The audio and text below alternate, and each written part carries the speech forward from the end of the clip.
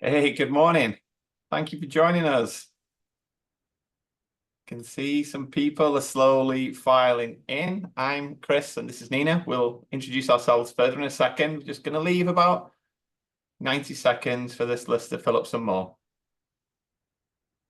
We've hopefully got a good morning for you. We've got a walkthrough of quick background on Unstructured from me and a quick demo of our new platform that we launched December 3rd, AWS reInvent. And then Nina's going to walk you through the good stuff. So hang around for that bit.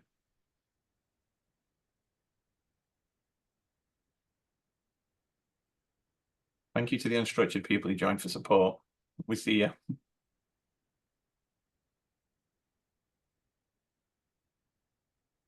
Right, it's still filling up, so I'm just going to give it another 45 seconds and then we'll kick this off.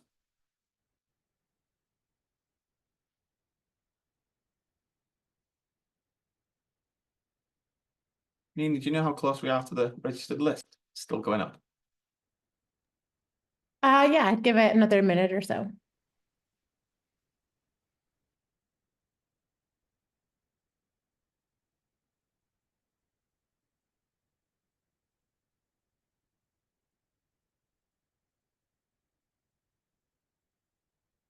Okay. Stabilizing. Oh. Hey, Nathan. Hi, man. Nice to see you again. Can see you in the list.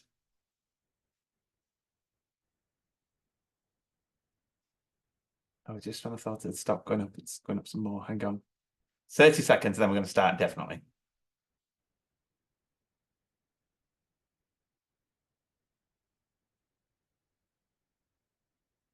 Okay, let's go with introductions. Hi all. So I'm Chris from Unstructured. I lead technical pre-sales, solution architecture, and product marketing. And this is Nina. Hi, I'm Nina. I'm a staff developer advocate, so I create little demos and tutorials to show you what you can do with Unstructured. We're going to be talking today about the things I mentioned at the top of the hour. I'll bring you through a quick background of Unstructured R in case you're unfamiliar with us. Then we'll do a platform demo of the thing that we launched December the 3rd, AWS reInvent, a no-code platform for preparation of unstructured data for generative AI projects. And then I'll pass over to Nina, who's going to show all this in action with the code and Ragas evaluations of it. Hopefully we'll have a good morning. Any questions, please shout. We have someone backstage monitoring the questions, so throw them out there. We're here for it. Don't be shy about interrupting us. Okay, so Unstructured is just over 2 years old. We are in the very fortunate position of having 20 million downloads just crossed of our open source product. There are 10,000 paying customers that are using our API and platform product that was recently launched. And we've got a great gang of investors who are very supportive of us and we're very proud and happy to work with. We exist to solve one problem. How do we provide that generative AI data layer to your teams, to your software? How do you move all of the unstructured data, the PDFs, the PowerPoints, the emails, the Excel files? How do you get them to the places you need from the places they live? We have this take at the minute that models are getting boring. Oh, look, honestly, I don't believe that models are getting boring. Now that's controversial. Models are the most exciting piece of technology I've seen in my lifetime. But in our world, transform is getting commoditized by VLM-based transform. We spent the best part of 18 months with our machine learning team refining and refining our transform all the time. And what we're seeing more and more is that the model-based transformation is as good as anything we're producing. So we're moving to this idea of we're pushing data through an orchestration pipeline. Like what we're going to do is every step that's involved in getting that data where you need it in the format you need it. Chunks, embedded, JSON. Because ultimately we believe that with great data is what yields great results in what you do. So we focus at the start of this process, be a first mile of GenAI data preparation, pick up all that data, move it to the vector storage, or the knowledge graph that you need it to be in, or the traditional SQL store, or the object store, in a canonical JSON format with chunks embedded objects for you to consume. So where we fit in the tech stack, the company's hyper-focused on just this data problem. You'll hear me beat this drum over and over again, but we operate to the left of vector storage. So we connect to over 50 different upstream and downstream sources. Think S3, Google Drive, all those places, and ducted stores like Pinecone, Weaviate, Chroma, big list, ever growing. All the Connect frameworks open source. Use that however you like. Extend it, take it, extend it, push it back to us. We'll commit it to the repo, or tell us what you need, and my team will churn these connectors for you inside 3 days. Loosely, this is how it works. We take in, imagine a PDF document. We do some object detection up front, and we split the documents into 3 component sections. Firstly, we transform the text. Maybe that needs some OCR. It's output into JSON. Then we'll pick up the image. We'll send that to a multimodal LLM to get a summary of it. Chris's favorite view of Yosemite Valley from Valley View. We'll write that into the JSON document. Then the table will go to our own table processing models. They'll get transformed into structured HTML, tables, rows, cells, columns, written into JSON. Then this document is reassembled. Then you've got this canonical JSON schema, whether or not it's a PDF, a PowerPoint, a Word document, you get the same consistent interface over and over again. So this is quite loosely how we think of it, as like a massive orchestration and routing engine for generative AI data. So on the left, the 50 plus open source connectors, we're adding more of those all the time. We work on 60 plus file types right now. There are multiple options for transform. If you can use fast, you really want fast to work. It's just Python, rules, regex, based on us understanding document schemas, PDFs with extractable text, all of the Office documents, when they contain extractable text, we can rip it really fast, very accurately, ridiculously cheap, and ridiculously quickly. If fast can't get you data, you might want to turn to high res, where we'll use our own vision model, OCR, object detection, to pull text from documents that don't have extractable text. We're also now bringing to vision language models, or if you've got a favorite transform of anybody else, we don't care. We're not fussed about this. All we care about is getting the best possible data out. You can plug in any third-party transforms and structure that you like. Once the transform is complete, you have this canonical JSON schema. Again, PDF, PowerPoint, Word document, email, same consistent interface. So you're taking this messy world of unstructured data, wherever it lives, all over the universe, picking it up where it lies, transforming it into this canonical JSON schema, then chunking it, creating summaries of it by plugins to third-party enrichment models, all the LLMs you think of. We've got a complete integration with Together AI launching later this week. So we've got a massive array of models for you to plug in, prompt, and enhance the data with. The whole thing gets wrapped in metadata. We pick up a bunch of metadata that we find, who had access to the file, where did it come from, who's got permissions to read it, who's got permissions to write it, what language is in, what's the actual original file path, and we allow you to extend that with your own custom metadata generation as well. Then we produce embeddings, then write it into vector storage. Again, there's 50 connectors here, just can't fit them all in the box, and it's open source and fully extensible connector framework. Which doesn't sound so hard, but when you start thinking about this, we've got 50 connectors. That connector spec changes every night. So we have full CI/CD coverage of those things, checking if they're broke, and having engineers fix them all the time. Same problem with the downstream connectors. Look, you work in our space, you see a new invention in transform every 3 weeks. So we have a machine learning team with a gold standard label set of data that we're running every night. How do we improve transform? How do we make it better? So we have a team obsessing connectors, making sure they're up, alive, and reliable, and also on transform quality as well. A full machine learning team, we're just sat constantly looking for how do we improve document transformation by 1 point. How do you worry about uptime and scalability? How much are you spending on this? Do you worry about your total cost of ownership to it? That's why we have multiple strategies to try to find the cheapest value.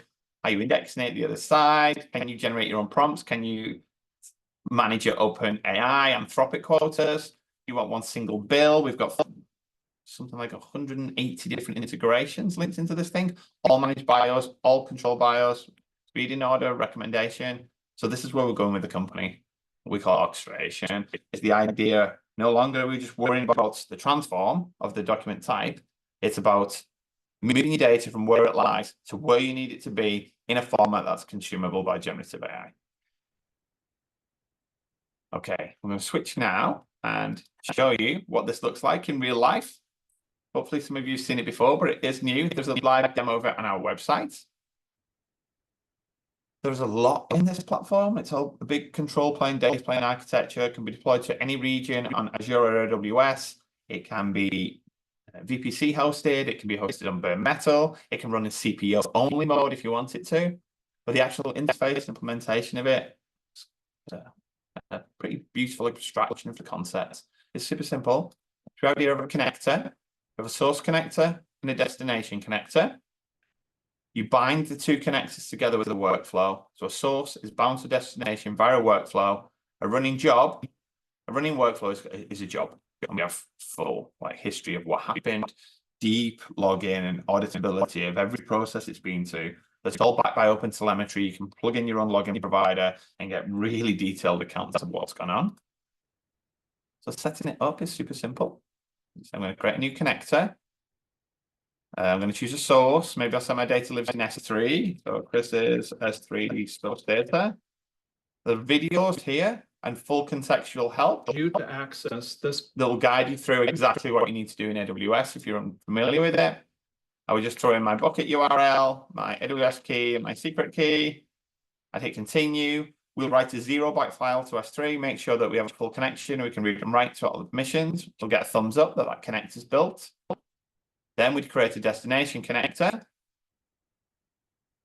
We're going to say, I don't know, for this one, maybe we use Weaviate. Let's say vector store. This is vector store. We give the cluster URL and collection name and API key for Weaviate, save and test. Again, videos guiding you through that process in Weaviate if you're unfamiliar with it. So now we'd have a source and destination connector. We need to bind them together with a workflow. I'll hit new workflow. I did hundreds of hours of product interviews. And what I heard over and over again is that this is what people wanted. Build it myself. Fine-grained control over chunking algorithms. Multiple options on embedding strategies. Hundreds of switches and how the transform worked and all the detail of it. So we built this first. Build it myself. Full control over everything we do. Maybe the first 30 people we onboarded to this couldn't use it at all. So we took a step back. We started with this. Build it with me. The simplest way to get this data pushed from the sources it lives in into the vector store you need it in. So we'll just do sample workflow. Choose my source, my S3 files, choose my destination, AstraDB. Now it's going to ask me what transform quality I want. Basic is effectively running the Python extractive work. Advanced is running the object detection, OCR, computer vision models. Platinum is using VLM. Again, we're managing all the quotas. You just get one bill for us. Anytime you use a third party from us, we don't charge you zero markup. We pass it straight through on whatever the cost should be. Hit continue. It's going to ask me when I want this to run. It's complete. And that's it. That job is there and ready to run now. That will run on whatever schedule I want and continue to pick up that data and move it to the vector storage. It is the simplest way in the market to do this right now. But you lot came here for a demo on Ragas, so I'm pretty sure that you're comfortable with seeing how it actually works behind the scenes. And we'll imagine we've chosen now the build it myself option, the second ice cream sundae that's all in the pieces. So then there's this directed acyclic graph-based approach for it. So we can say, hey, unstructured, actually, I want multiple sources. I want to partition the document with high res. I want to use chunking, or I'll use by page, or by semantic similarity, or by character. Maybe after I've got the chunks, I want to do some enrichments. I'll send all images to OpenAI. Maybe I want to send another enrichment. I'll send all tables to Claude for a summary. Also coming before the end of the year is the ability to plug in your own Python enrichment blocks and all of the together models as well for a vastly bigger enrichment experience. Because we're here with this workflow concept, and this is where we're pushing the company now, this idea of orchestrating GenAI data, being that GenAI data layer for people, all these plugin options are going to be vastly enhanced by the new year. So this product is 2 weeks old right now.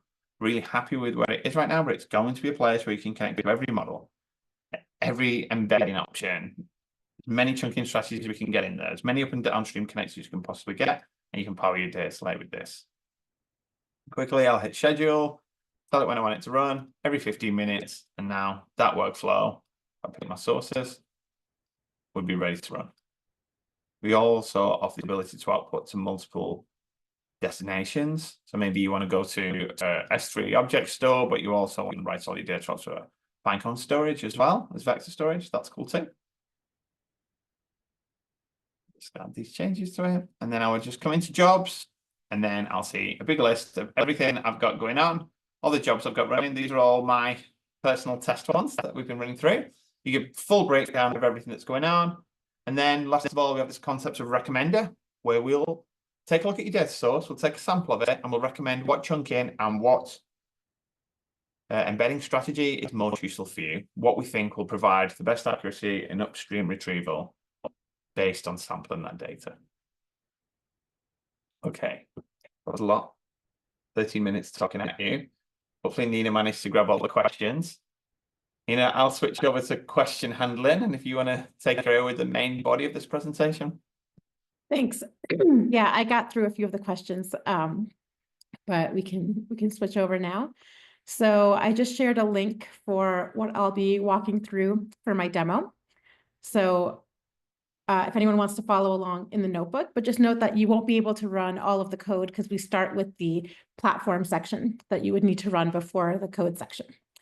So I know Chris just went through a demo of all the different things you can do with platform, but I'm going to show you a specific pipeline that I put together, which was to parse documents with our VLM. The documents were in S3, and then I uploaded them both to Pinecone and S3. And then I create a synthetic Q&A data set to evaluate my RAG pipeline. And then I set up a local quantized RAG pipeline using Pinecone as the retriever and Llama 3.2, which I'm also comparing to previous versions of Llama. And then I'm running the evaluation with Ragas. And I wanted to note that one of the founders of Ragas, Shahul, is actually here in the webinar. So if you have questions about Ragas, please put them in, in the broader chat, and then he can help answer some of those questions. So we're going to go through this in kind of 8 steps, and we're looking at Llama 3.2 instruct, the 3 billion parameter version, because interestingly, they didn't put out an 8 billion parameter version as they had before, and then the 8 billion parameters for 3.1 and 3.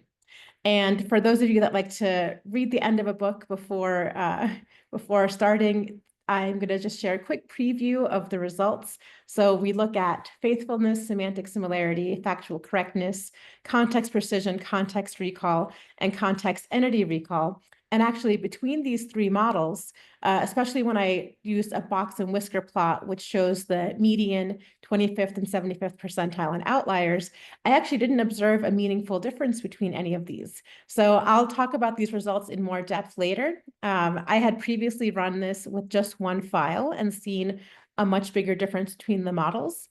And here I've run on 1,300 files. So I think that I would talk about which next steps I would follow before repeating this again to look for a difference in model performance. So what we're going to start with, and in the notebook I've shared, which will also email out after, I have all of the URLs to sign up for anything you would use here. And so we're getting started with our ETL with unstructured platform. And so we're starting by just setting up our source connector. So what I did for this demo was I grabbed 1,300 papers from CVPR in 2019. That's a popular computer vision research conference. So these are all PDFs with images and charts and tables. And so I thought this would be a good representation in a public open data set of the kinds of documents that you might find in your organization. They're often about the same topic, so they're going to be really confusing for a RAG system to process after we've chunked all of these and they talk about similar things. And then I just uploaded them all to S3 to integrate, to be able to access them in the platform. And so I have my bucket URL that I've put in, and then I put in just my key and my secret key for AWS for authentication. And that's all I needed to do to set up that connector. And then I want to set up my destination connector, and I'm using Pinecone here. But you can see here we support a very large number of destinations of your choice. And so I name my connector, and then I just put in my index name. So I created a new index, CVPR VLM, and I just put in my API key, and I've configured this knowing which embeddings I'm going to use, which is added to text. And so I've also created an S3 destination to also copy my files there using the same process as earlier, just setting it up as a destination. And then I set up my workflow. So my source is S3, and then I'm putting my data in both Pinecone and S3. The reason I've got these duplicate destinations is because I actually just want to easily pull the raw JSON to get the text to generate the synthetic questions for the Q&A evaluation data set. And then Pinecone is going to be serving as the retriever. So I'm primarily using that just for their ability to work with the embeddings. And then I'm setting up my workflow here, and I selected build it with me. And so I am using a custom transformation. So I'm using VLM because these PDFs are quite complex. There's equations, there's images, tables. And so I wanted to use our most performant strategy. And I have selected Anthropic Claude 3.5 Sonnet as my VLM model of choice. And then I'm chunking by title. And I'm chunking into 1,000 character chunks. And then I'm embedding with Azure OpenAI and using added to text with dimensions of 1536. And that's the same model and dimensions I've set up my Pinecone vector database with. And I'm just processing these files once, so I did not select reprocess all. And then I completed saving this workflow, and then I clicked run, and I'm doing this not live, but I have this pasted in the notebook just to make it easier as documentation for folks to follow along. So after I hit run, this ran for about 40 minutes, and then you get all of the information of all the steps that it went through. So it grabbed my 1,290 files, partitioned all of them with the VLM, chunked them according to the strategy that I specified, same with embedding, and then processed them both to S3 and Pinecone. So altogether, that took about 10 minutes to set up and 40 minutes of runtime. So you can set this up, go grab lunch, or go have your next call, come back, and you're ready to start setting up your RAG system. So now we start with the coding portion of this. So I'm again not going to go through this live because some of these steps take quite a long time, so they would not run in our allocated hour here, especially since I'm, for demonstration purposes, running this in a Colab notebook, so it's easier to follow along. So after our pip installs, we set up all of our credentials and authentication. So here we're using Pinecone and AWS to access our files and vectors. And then I'll show how you can use the Ragas app briefly. So I've got my app token there, and then we're using OpenAI as our model to create and evaluate our synthetic data set with Ragas. And then we're using Llama 3.2, and so we need our Hugging Face token to be able to access it, and also to get permission for that model in Hugging Face specifically. So I always recommend doing that step ahead of time because it takes them like 15 minutes to approve access to a new model. And so I've set up saving because this does take a while to run through all the steps. So you don't want to lose your questions and answers and have to redo all those API calls. And then here we are creating our, starting to create our Q&A data set. So we're loading here 20 files from S3 using Boto, and downloading just a random sample of these 1,291 files. So I'm just doing 100 questions and answers as a kind of small sample, but large enough to be able to draw some conclusions from. So we don't need all of our files for that portion. And then I'm using LangChain to create LangChain documents. And so we have 887 JSON chunks that we've created into this document set. And then we're going to start using Ragas for the test set generation. And so after importing all of the libraries, we're setting up what our generator LLM is, GPT-4o. I found that to be pretty good at generating the questions and answers. And then we're using the same embeddings that we've used. We're just using the same embeddings throughout the whole demo. And then we set up the generator, and then we just generate with these LangChain docs. And our test set size is 100. So after all these warnings, it creates our 100 questions.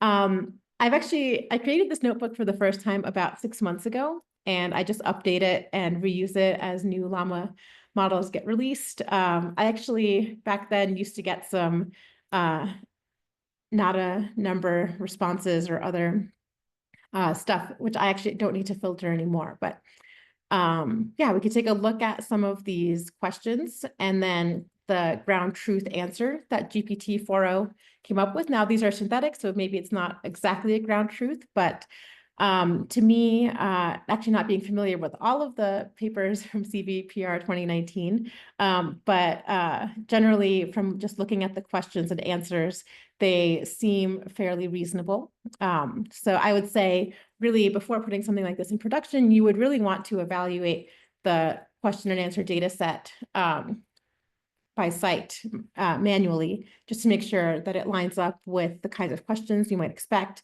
and that the questions and answers are in fact correct. So now we've got our Q&A data set, and now we're going to set up our RAG system. So for Pinecone, we just have to share the name of our index, which we set earlier, and then use the same embeddings that we had set up our index with. And we just set this up as our retriever. And then here, I set the model earlier. I guess this is a later run where I used Llama 3, but you can set it to any of the models that you have set this flow up with. And then we're going to quantize the model just to run it in a Colab notebook. And then we're going to set up our text generation pipeline and tokenizer, kind of a basic RAG setup here. It'll download the model locally. And here we've set up our prompt template. So this is one that we at Unstructured like to use for Llama-based models. And then we're defining our RAG chain. And so we'll get the context from the retriever from those documents that we have put into our index, and then the question from the questions we generated earlier. And then in our output, we want to have the response, but we also want the context to be output so that we can assess the precision and recall of the context compared to the context that our GPT-4o model had selected for the Q&A data set. I have just doing one question and answer just to check that everything works. Interestingly, I had, what is this computer vision paper about? I did this earlier with 5 papers, and it actually caught, there were multiple papers, but with 20 papers, I guess it likes to answer on just one of the papers. So yeah, then here I'm running this RAG pipeline against those questions that I generated earlier. And so here I'm saving the responses and the context. So this is Llama's responses to my questions. Here's 100. And now we do our evaluation. So we import the metrics and evaluation framework from Ragas. And we've set our evaluator LLM, and I'm using GPT-4o here. And then we're going to prepare our data. So because I have this I have one data frame that has the questions and the responses from all 3 Llama models. I need to reformat it for each one. And then to create the data set, I need to convert the data to a list, since that's going to be what Ragas is expecting. And then I set which metrics I'm running. So I guess I'll talk through a little bit of these specific metrics we're choosing and why. So for context precision, we want to see, of the contexts that were pulled from the retriever, how many of those match the ones that were pulled by our ground truth model. For a context recall, we want to see if all of the ones that were pulled. So we're looking at the recall there. The context entity recall is looking at named entities in the question and whether they match in the context. And for the answer evaluation, we're looking at the factual accuracy, and that looks at the number of claims made in the question and response and how many of those match. And for faithfulness, we're looking at whether that response was supported by the context or not, or whether that response could have been coming from somewhere else. And then for semantic similarity, that's cosine similarity between the response that Llama generated versus our reference that GPT-4o generated.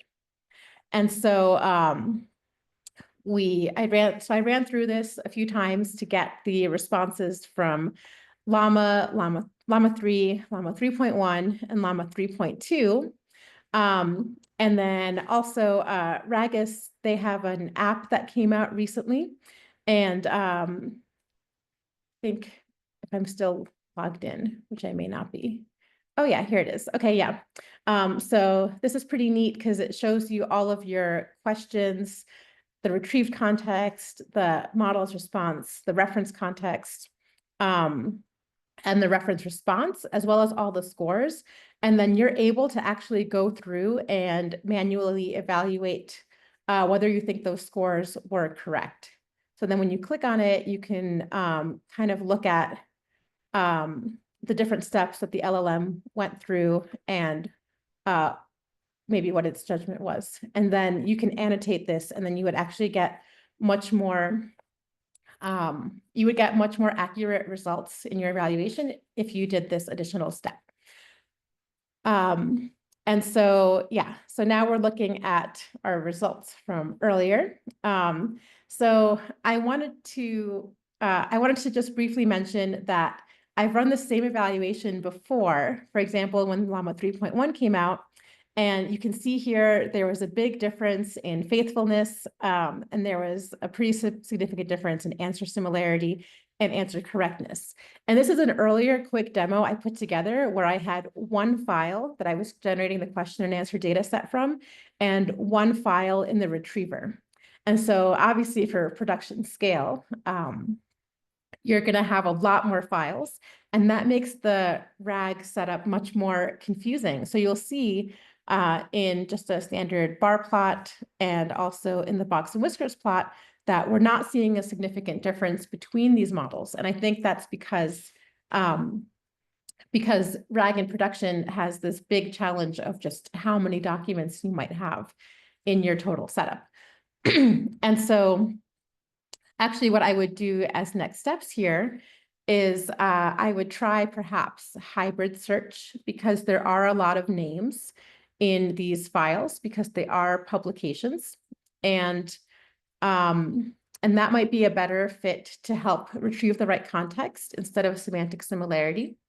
I would try some metadata filters, perhaps retrieving more documents and re-ranking. And then I would try maybe some different chunking and embedding strategies, which you can do in Unstructured. And actually later we'll have a chunking and embedding recommender, which might make this part a lot easier. So I would probably try a few different things and then run this again and see if I could see more of a clear difference between the 3 models we selected. And it may be because I did see in my ground truth generation with GPT-4o, it may be that I do need a higher parameter model to do RAG for this particular system. So then I would probably try evaluating some of those models via API. But yeah, this is kind of a quick way to set up your RAG system and get a sense of which models might be a candidate for RAG in production. I'm happy to switch over to questions.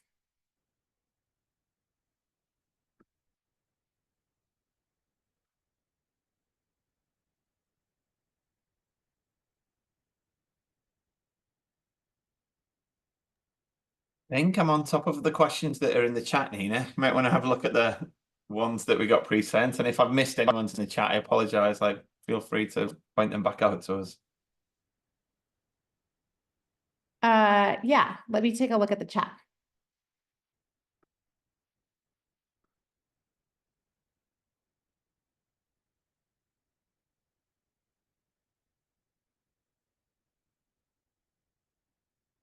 Let's see. I see a recent question. Oh, you got that one. I was typing the answer to reading it. that one already. Yeah. Do we want to go over some of the questions that were submitted prior to the webinar? Yeah, we got a list sent in, right? Did we get 12 in advance? Mm-hmm. I think we got a big bunch.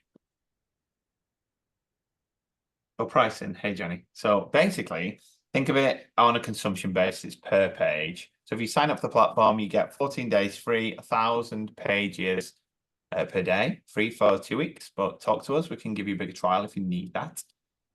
It works on the transform quality. So if you use the fast strategy, you think of it essentially like on SaaS, $10 for 1,000 pages. High-res strategy, $20. The VLM strategy, $30 per 1,000 pages. But if you commit to annual consumption, we can drive that cost down. Great, makes sense. Presentation, yeah, we have recorded this, right? And I think we can share it out. Yeah, we'll be sharing the presentation. Yeah, we'll be sharing, let's see, I think we'll share the notebook more widely from our LinkedIn and Twitter, probably tomorrow or later today. And then we'll share the presentation once we have that available as well. Use cases, wild.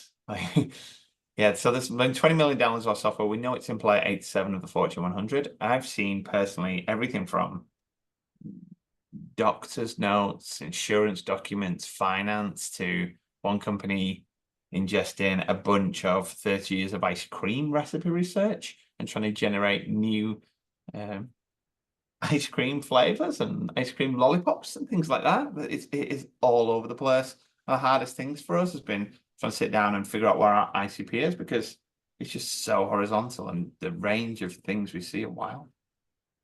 Yeah, we have a user case study on our blog site of a company called Elena. They're in education tech, and their use case is taking PDFs that teachers want to use for presentations, and then setting up RAG to create these PowerPoints with the images from the PDFs as well. So we have a little write-up there on a specific customer, if anyone is interested.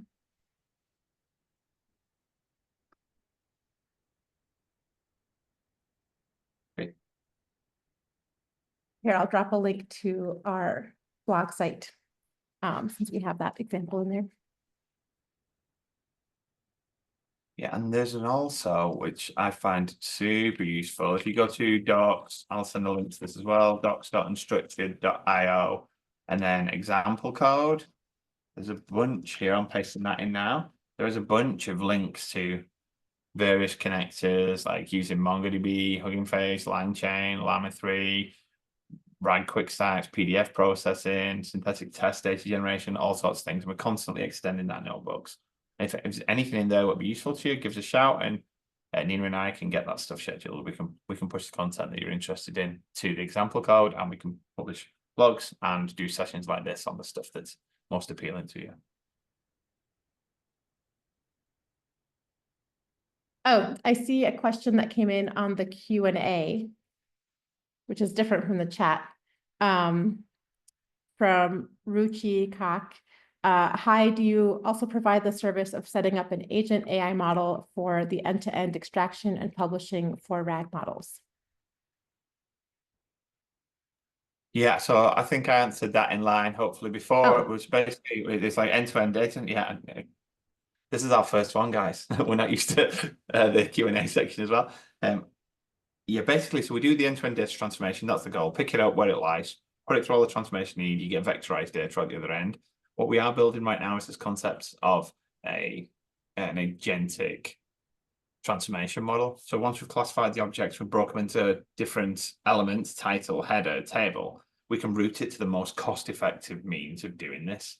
And because same in the Word document, we've got extractable text. We want to use Python to get that out. We don't want to bring an LLM to bring 500 words out of a Word document that's got extracted text. But we're trying to do that at element level within the documentation. So that's how agents are playing a part in what we do. But that's the sole purpose that it's solved for us, like driving down the cost by routing each section of the document to the cheapest, fastest, most accurate workflow. I see a few new questions. So the EdTech use case, so they were extracting images and text via OCR. And so with our OCR pipeline and with our VLM pipeline, we store the images as base64 encoding in the metadata. And so, so then they set up their RAG to access both those images and the text as well. So that was something they had put together before we put out our VLM. So they were using our OCR pipeline, which is the advanced/high-res pipeline. And we actually also have a notebook that we put out on our LinkedIn and Twitter on Friday that shows you how to find those base64 encoded images in the chunks. You can find the image descriptions in the chunked text and then pull the images as well to generate that in your response. It's actually not on the example notebooks link that Chris shared yet because it's pretty brand new, but I'll add that in there as well. Since that's a really, I think to me, like the future of RAG involves generating the images as well, because those are really going to be more powerful than just text alone.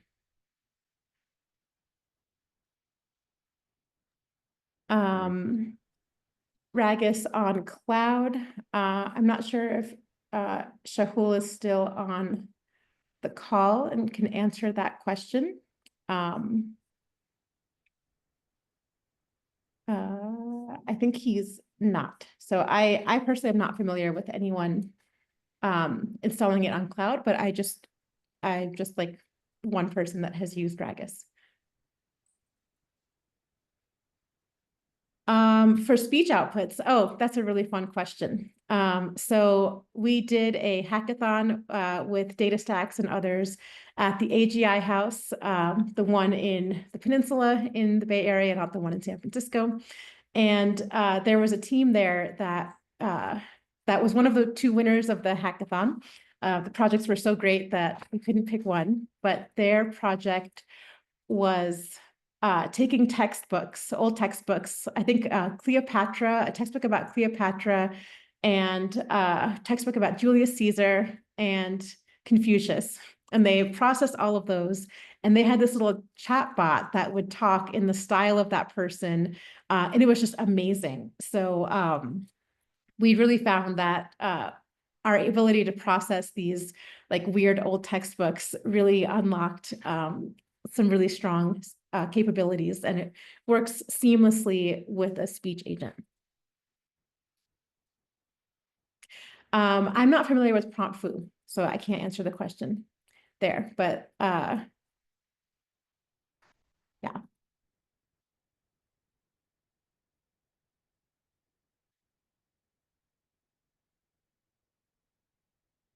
Let's see.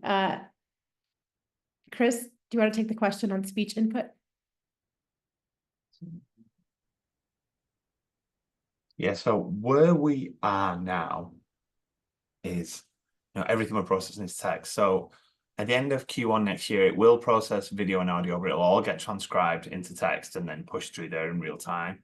And we operate to the left of vector storage. So any application side you build on that is cool. No, we don't mind what happens. the vector database side of it, but we're like relentlessly focused on just getting the best transformed chunks of vectorized JSON into vector storage.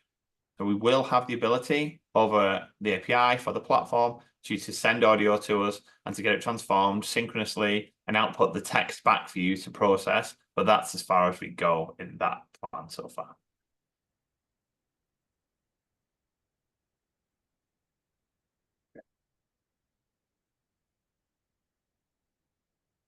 Yeah, Brian's the CEO and founder. You'll see him around at a lot of events.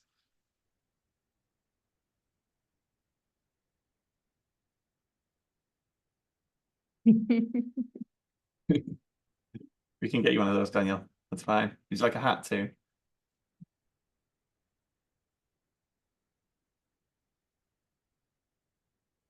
Chris, should we go through some of the pre-submitted questions, I guess? Yeah, go for it, Nina. Dive in. Let's see.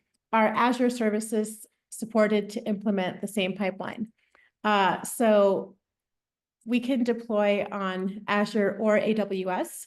So if you go to our For Enterprises page on platform, you can connect with sales to get set up with an on-prem deployment.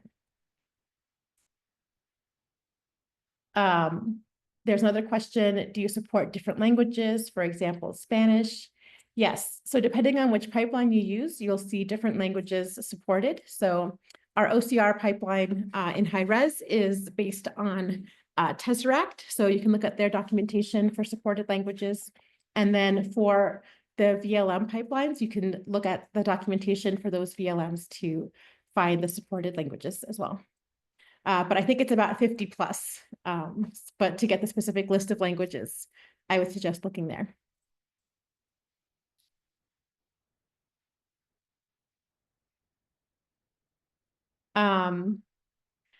Let's see. There's a question on what considerations need to be included when picking a vector database solution. So we support quite a substantial number of vector database solutions. And at least in previous roles where I've worked with folks selecting between different vector databases, their main considerations are cost, speed, maybe the quality of the documentation that they provide. And so with Unstructured, you can easily set up many destinations and simultaneously put all your data into 10 different vector databases and try them all out. Because I think that hands-on experience is going to be as essential as reading about the cost and speed and other considerations.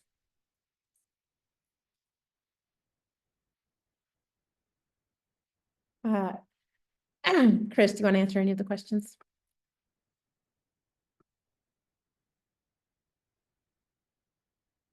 Yeah, this one. Can I make Microsoft Copilot SOC 2 compliant with GPT-4 or like performance by enterprise? What's the cost associated? So Unstructured is SOC 2 type 2 and HIPAA compliant of our SaaS, but you can also deploy it into VPC, and you can also point the LLM that you're using via our secrets to your own. So if you're using Azure hosted OpenAI and you're deploying those into VPC as well, you can make sure that the models point to your hosted versions of those models.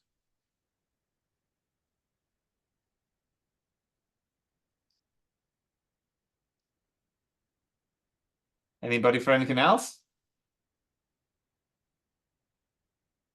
Okay. About to give you 12 minutes back. Thank you all for coming. And just to reiterate, you can, me and Nina, all of us, there's only 50 of us at this company. So we're all just first name at unstructured.io. So mine and Nina's email address drops in there. So is Jenny's, Jenni. She's in my technical architecture team. We're all here to chat. Or if you want to have a sales conversation, you can reach out to sales@unstructured.io. And there's a gang of awesome people who jump on the phone with you. Thank you all for being here. Thanks, everyone. We'll send that presentation out.